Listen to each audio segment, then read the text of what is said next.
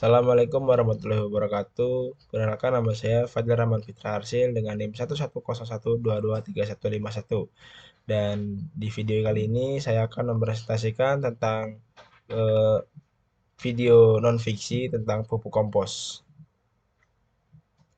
Nah, tujuannya yaitu yang pertama memahami tentang konsep dari pupuk kompos, yang kedua memahami dampak penggunaan pupuk kompos. Pertama, pendahuluan, apa itu pupuk kompos dan manfaatnya bagi pertumbuhan tanaman? Pupuk ini sendiri telah banyak digunakan di dunia pertanian, kaya akan manfaat di dalamnya. Jenis pupuk yang satu ini tidak hanya bisa dibeli, namun juga bisa dibuat sendiri di rumah dengan memanfaatkan sampah organik. Adapun tinjauan pustaka merasakan bahwa tanaman mengalami pelandaian hasil walaupun sudah terus-menerus ditambahi dosis dengan pupuk organik.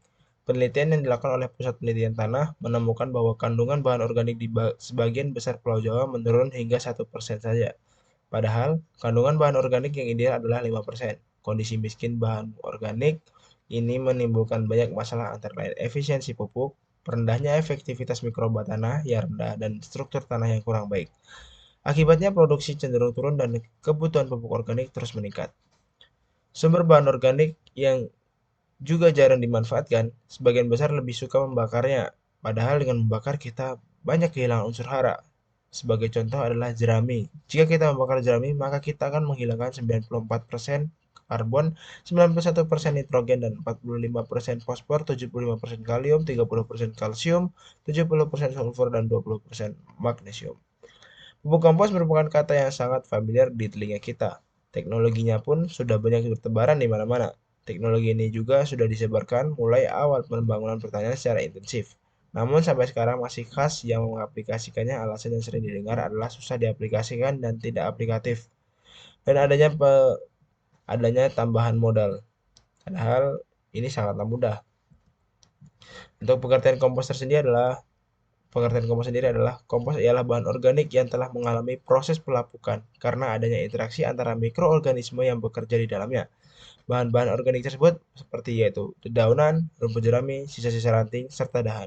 Ini menurut Murbandono tahun 2006. Adapun manfaat kompos yaitu memperbaiki sifat fisik, kedua memperbaiki sifat biologi, yang ketiga memperbaiki sifat kimia. Adapun faktor pengomposan, yang pertama itu nilai C atau N bahan. Dengan semakin rendahnya nilai C atau N bahan, waktu yang dibutuhkan untuk pengomposan akan semakin singkat. Kemudian yang kedua, ukuran bahan. Semakin kecil ukuran bahan, maka akan semakin cepat proses pengomposannya karena semakin luas bahan yang tersentuh dengan bakteri. Yang ketiga itu komposisi bahan. Semakin banyak macam bahan yang digunakan, maka pengomposan akan lebih cepat dan baik. Yang keempat, jumlah mikroorganisme. Dalam proses pengomposan adalah bakteri, fungi, Acmosites, dan protozoa. Selain itu, harus ditambahkan pula mikroorganisme ke dalam bahan yang akan dikomposkan.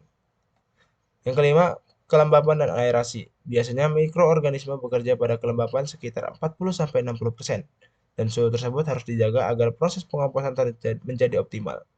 Yang keenam, suhu. Suhu untuk melakukan proses pengomposan adalah 30-50 derajat Celcius.